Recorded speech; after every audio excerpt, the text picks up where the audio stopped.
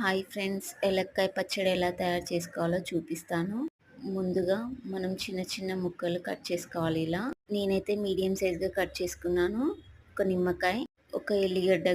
ముందుగా ప్యాన్ పెట్టుకొని తాలింపు వేసేసుకోవాలి.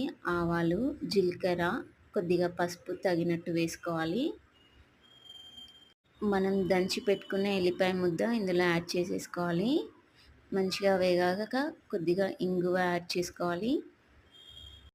ఇది కొద్దిగా పుల్ల పుల్లగా, ఒగరుగా ఉంటుందండి. అందుకే మనం నిమ్మకాయ యాడ్ చేస్తాము. ముందుగా కట్ చేసుకున్న ముక్కల్లో కొద్దిగా కారము, ఉప్పు, మెంతి పొడి, జీలకర్ర పొడి, ధనియాల పొడి వేసుకోవాలండి.